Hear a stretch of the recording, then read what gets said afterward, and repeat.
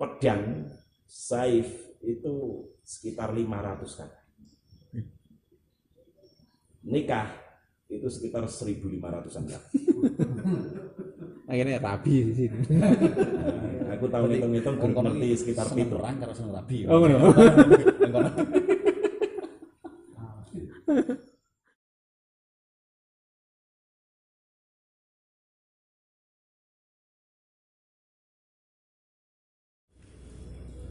Ayat sangang dosa gangsal dari surah Al-An'am niki menunjukkan karya-karya Allah Subhanahu wa taala yang seharusnya menjadikan manusia meyakini keberadaan Allah dan kekuasaannya yang di luar kekuasaan siapapun selain Allah. Diawali dengan kekuasaan Allah untuk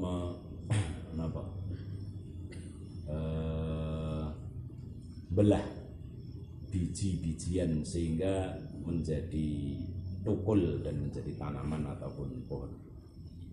Innallaha faliqul habbi wan nawa. Saat temene Gusti Allah iku faliqul habbi wan nawa. Dat kang ai mriki disebutaken wal falaq asyaqqu, membelah habbi dan nawa. Hab dan nawa itu sama artinya benih, biji-bijian. Cuma kalau habbi niku biji-bijian sing mengke dadi tanaman-tanaman kecil. Nah, nawa niki biji-bijian yang akan tumbuh menjadi pohon syajar. Dibedakan antara pelak ya. Kata pelak-pelak ngoten niku. Jadi habbi itu biji-bijian untuk nabatat, kalau nawa biji-bijian yang akan menukulkan asjarat, ya syajar. Betul gede. Nah, berakar tunggal. Hadza syuru'un fi i'dadi ajaibi sun'illahi ta'ala. Ayat ini memulai nyebut-nyebut keajaiban ciptaane Allah Ta'ala. Jadi biji ditanam di tanah, kemudian biji itu dibelah oleh Allah. Kita melihat hal itu sebagai sesuatu yang biasa, napa krana ya seperti itu terus berulang, sehingga kita diingatkan sebetulnya hal itu keajaiban. Kita menganggap itu biasa sehingga gagal mengaitkan hal itu dengan kekuasaan zat di luar kita. Jadi sesuatu yang sudah berjalan normal itu kadang-kadang kehilangan makna. Krono abendina weruh ya terus kaya-kaya ora ana keistimewaan. Dan kita diingatkan dengan ayat ini. Ini ayat menceritakan hal sederhana yang Pak Tani yang bendina ya melihat. Tapi sebetulnya di situ ada ajaib, ada keajaiban karya Allah yang ingin diingatkan kepada kita. Innallaha faliqul habbi wan nawa. Ya, bagaimana tidak ajaib biji sekecil itu. Nggih ya sak ndak Jempol. ya sandal. Sering ndak lebih kecil dari ndak. Tapi ketika dia ditanam lalu terbelah, maka tukullah tunasnya. Setelah itu akan terus berkembang dan lama-lama menjadi pohon. Pohonnya berkembang dan lama-lama menjadi raksasa. Itu kan keajaiban sebetulnya. Yang lalai atau yang luput dari perhatian kita. Nah, ini perhatian seperti ini ternyata penting. Di samping itu tadi, agar kita ingat kekuasaan Allah Subhanahu wa taala. Karena kalau manusia disuruh gotong royong melakukan hal yang sama, tidak akan mampu. Ya, manusia bisa merubah media, bisa menggunakan apa saya lagi jenis hidroponik, bisa menggunakan metode pertanian baru modern. Tetapi terbelahnya biji terus jadi tunas, terus bertumbuh menjadi pohon dan terus membesar. Itu pasti ada peristiwa yang tidak bisa kita kontrol. Gedine wit itu kan nggak bisa kita kontrol. Sehebat apapun. Oke, itu bisa bikin bonsai kan bisa. Ya tapi gedine bonsai berapa senti yang nggak bisa kontrol juga. Berapa mili.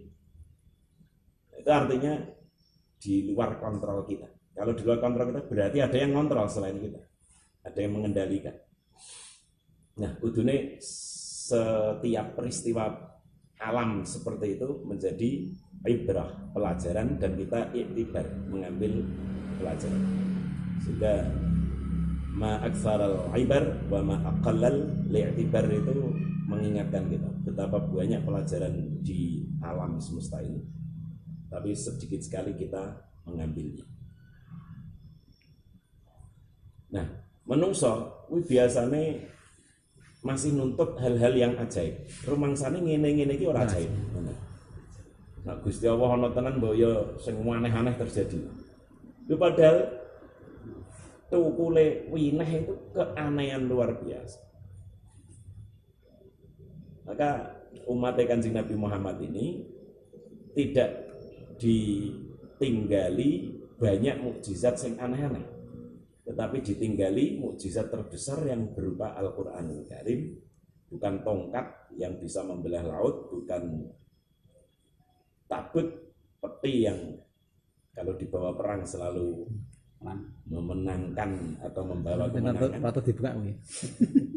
Tetapi Quran yang isinya adalah di samping akidah, keyakinan, juga ilmu.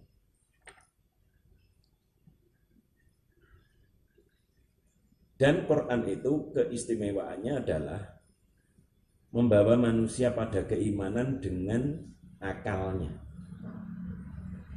Kalau mukjizat-mukjizat Nabi yang lain itu yang membawa keimanan, tetapi dengan keterpaksaan sebetulnya. Karena terpaksa iman sebab melihat sesuatu yang di luar kemampuan mereka. Padahal sebetulnya segala sesuatu itu terjadi di luar kemampuan mereka juga. Jadi koyo-koyo iman yang ditetapkan dengan mukjizat atau setelah melihat mukjizat, ya iman yang dipaksa.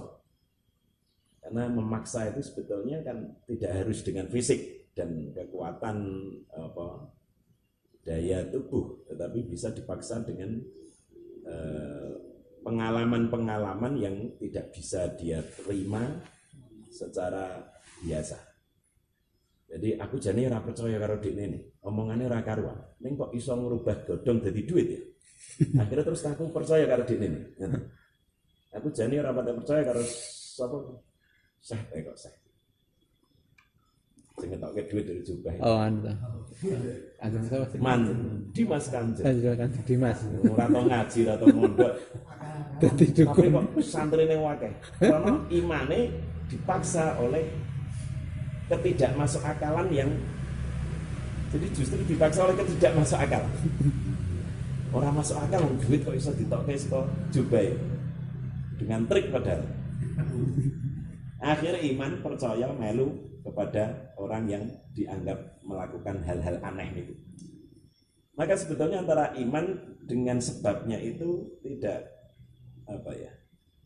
tidak logis, karena ketika keajaiban itu hilang bisa jadi iman ya hilang.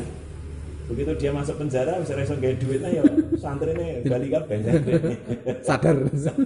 Tapi ketika iman itu diantar oleh rasio akal yang jernih, yang sehat, maka selama akalnya sehat, iman itu akan tetap bertahan. Nah, maka Al-Quran mengajak umat manusia untuk beriman melalui nalar yang sehat, argumentasi yang benar.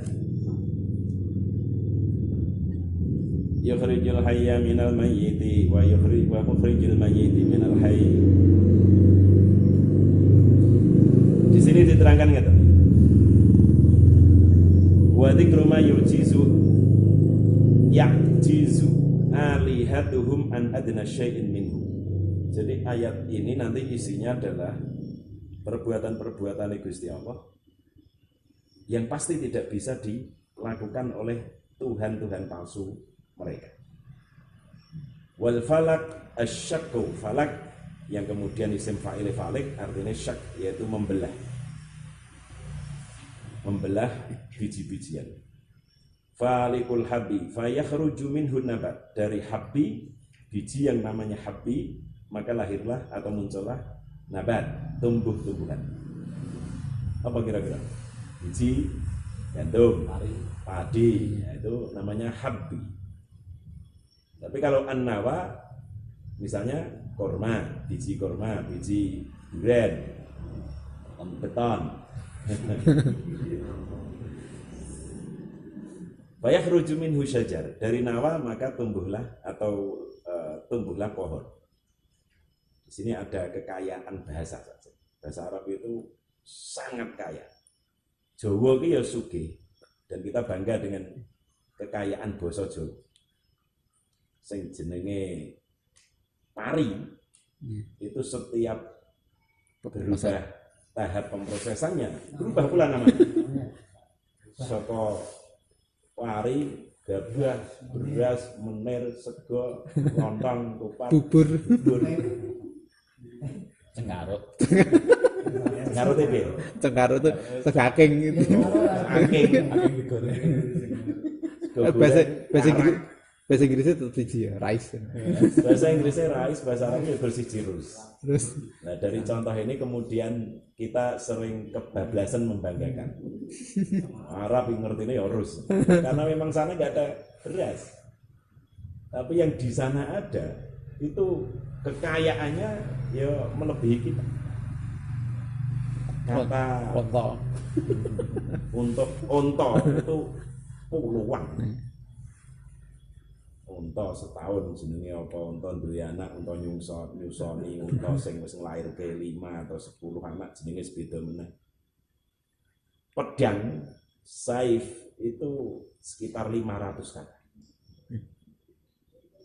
Nikah itu sekitar 1.500-an kata. akhirnya rabi di sini. Nah, aku tahu ngitung-ngitung guru ngerti sekitar Seneng 7. perang karo seneng rabi. Oh ngono.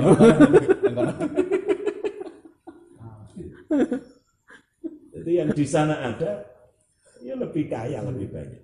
Maka bahasa Arab ini bahasa yang paling kaya, sekaligus termasuk yang paling sulit.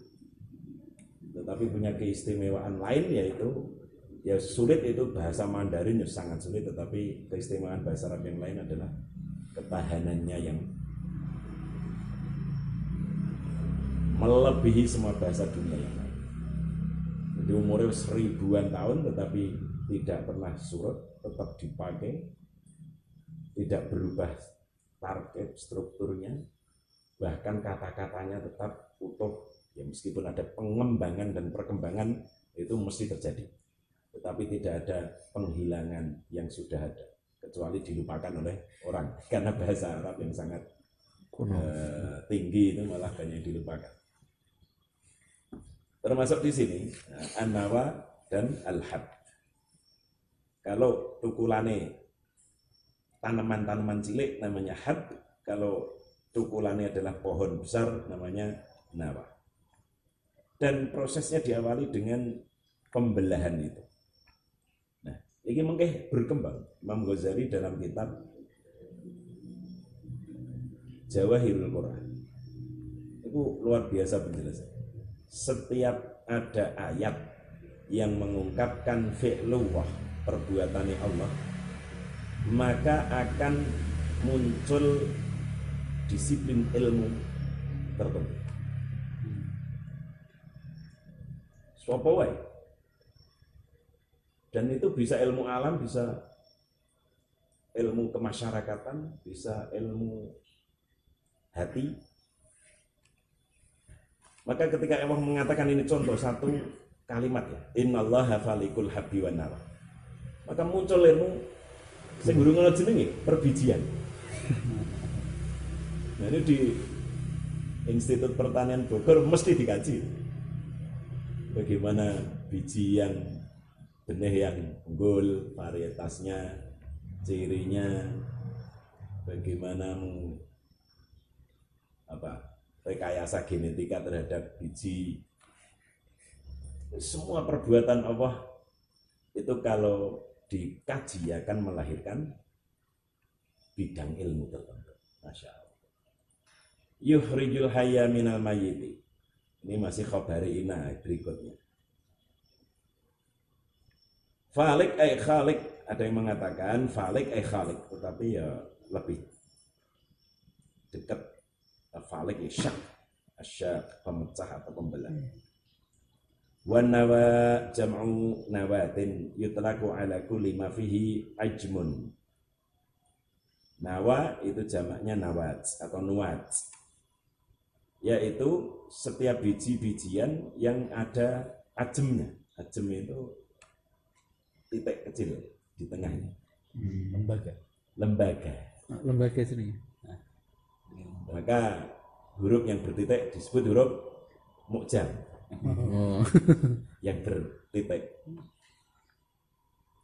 Contohnya katamer seperti biji kurma. Biji kurma itu kan enten titik di tengah, dalam lembaga. Wal mishmish. Mishmish ini anu.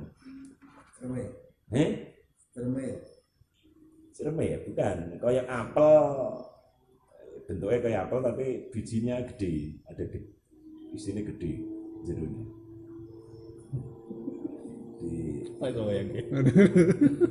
Demikian jika khuf itu ya seperti apel tapi lebih lembut, ada bulu-bulu sedikit di kulitnya. Enak, seger sekali. Betul kiwi, betul ya? Kiwi. Apa ya kiwi? Kiwi yang kan bulunya ya. Oh iya seperti kiwi, ada bulunya. Ini gede-gede tuh. Kiwi cilik tuh itu. Iya. Oh iya gede juga. Oh iya benar. Oh iya kiwi ya. Larang nak neng gini, tapi kalau di Arab murah. Jadi buah-buahan yang di sini mahal, sana murah. Anggur, apel, khuf, mes, zaitun ini murah. Ini kalau larang. Sakwalnya segini Murah. kan larang. Gedang. Enggak, durian. Nah, gedang di mana-mana murah. Oh. Gedang Internasional kan. Kan yang surga ya ana gedang. Kabeh wong ngerti dan menikmati. Enggak turu rasanya benten. Iya pergo saking suwene ra ngerti rasane kene. Di dalam Al-Quran yang disebut anggur bisa sama kurma. Yang dia sering disebut. ya enggak sering. Nah, pisang. Ya disebut Punya sekali. ora tuh. Nah, ya. Enten iki. Jahe disebut sekali. Oh iya. Oh, iya. Kalau kurma disebut beberapa kali tapi di luar surga. Ning ya tetep ana ning surga apa wae. Berarti nah ora disebut tidak ada ya tidak. Nongko ora disebut ya ora ana. Berarti kan siapa yang gede ini? Ya khasiatnya banyak. Zaitun, tin. Ya pertama memang sing disebut ning Quran ya pasti yang ada di sana di tanah Arab. Yang kedua mesti sing thayyiban. Makanan yang baik dan ya semua orang sepakat dari ini jenenge kurma khasiate iki. Jenenge zaitun. Ayo khasiat zaitun ini tak pikir-pikir wong Arab niku nak mangan daging kan ora karuan akeh. Ngarang krungu wong Arab kok darah tinggi. Stroke jarang sekali. Mungkin zaitun itu netralisasi penetralnya. No, zaitun ambil mangan kudu ono zaitun. Wong Sunda no petene nek ono zaitun. Minyak. Rasane langu-langu ra enak, tapi nek wis suwe enak. Wis amben kerep terus wis suwe enak. Lha iku kados kemangi gitu. Ah ya. Tapi ora Terutama ya. ya, suwe-suwe seger.